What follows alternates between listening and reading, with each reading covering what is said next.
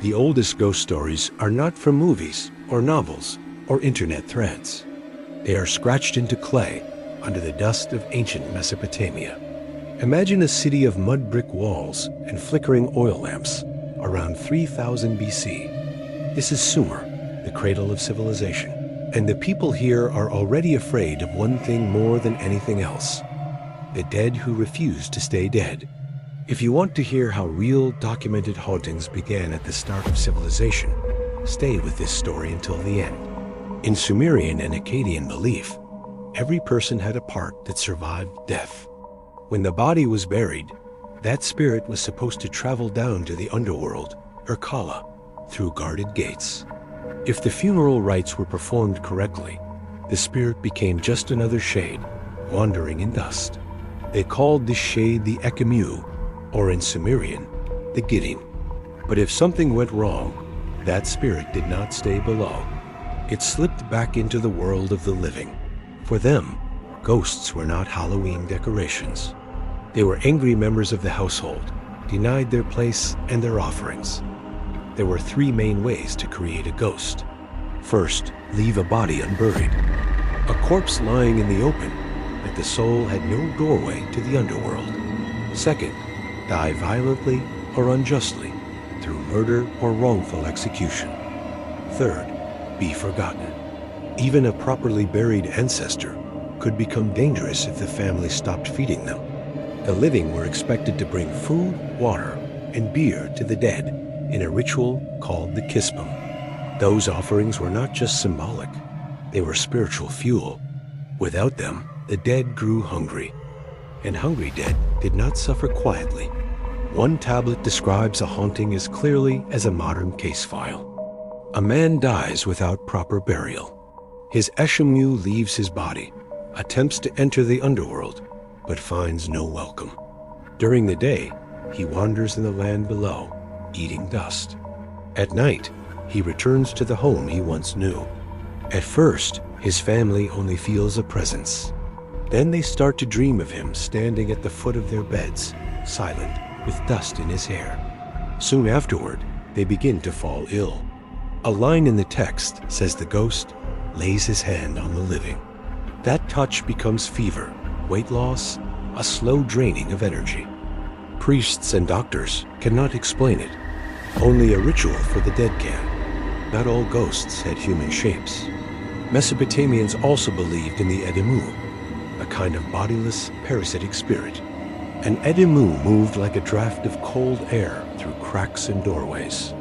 If someone suddenly shivered in a closed room, they might say an Edemu had just brushed past. These spirits were associated with people who died improperly or violently, especially those denied burial. They fed on breath and blood, leaving victims exhausted and haunted by nightmares. Some tablets describe scenes we would recognize as sleep paralysis. A person wakes, cannot move, feels a crushing weight on their chest, and senses something pressing down on them in the dark. For Mesopotamians, this was not a brain glitch. It was a starving ghost sitting on the living. If this sounds eerily familiar to modern haunting stories, that is because the pattern has not changed much in 4,000 years. If you enjoy seeing how old these new fears truly are, remember to like this kind of episode so more people find it, and so this series can go deeper into the oldest paranormal records we have. Mesopotamia also had experts whose job was to fight these spirits. Long before anyone imagined cinematic exorcists, there were the Zepu, ritual specialists and exorcist priests. When a family believed they were haunted, they called one of these men.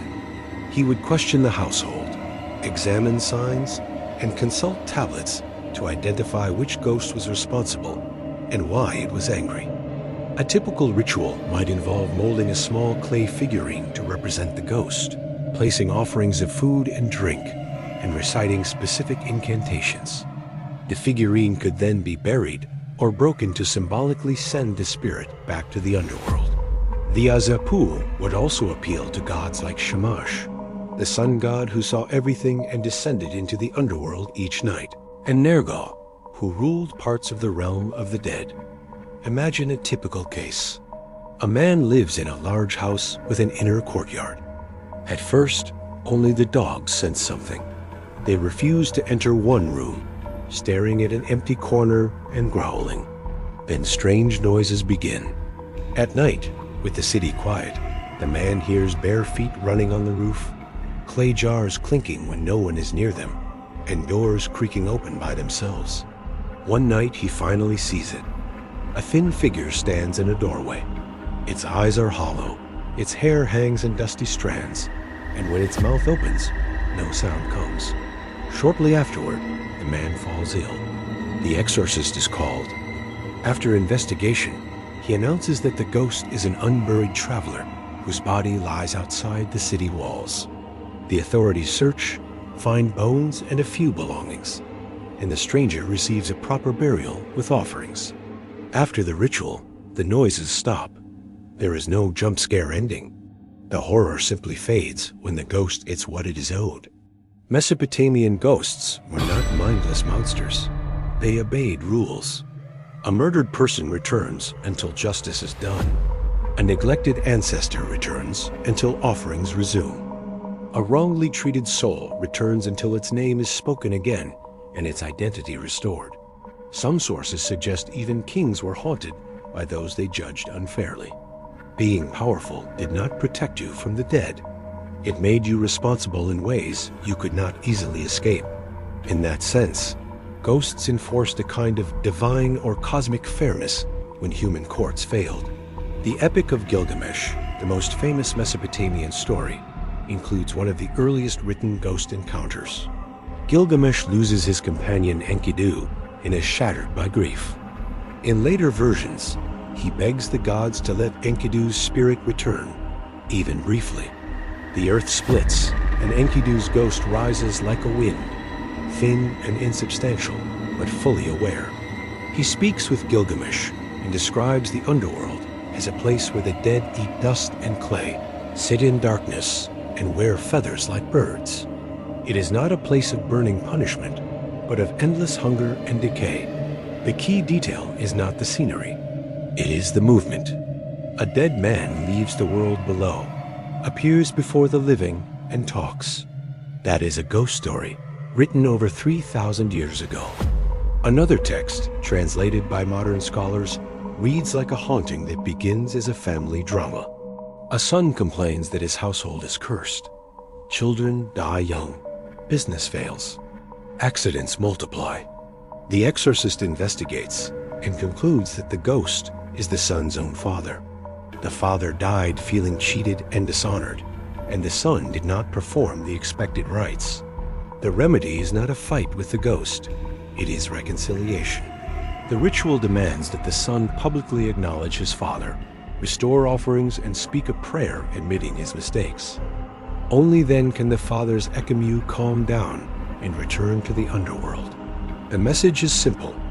Relationships do not end at the grave. If you betray someone in life, you may still have to face them afterward. The underworld, Akala, was not a moral courtroom like later heavens and hells. Everyone went there. Good people and bad people, kings and slaves.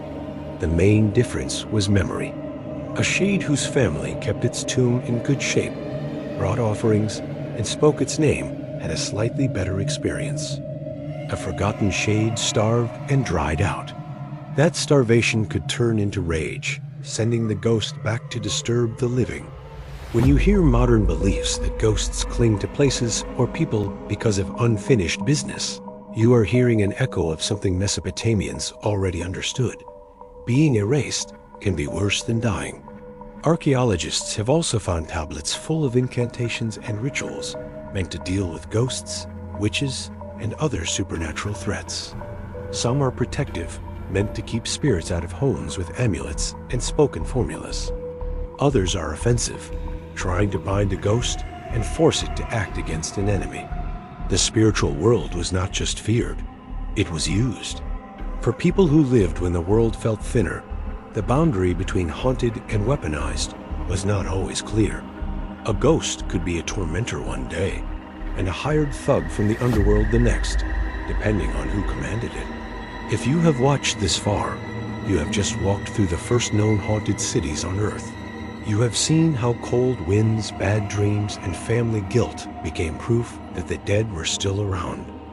If this deep dive into Mesopotamian ghosts made you see modern hauntings differently, consider subscribing to When the World Was Thinner, so you do not miss the next journeys into ancient fear.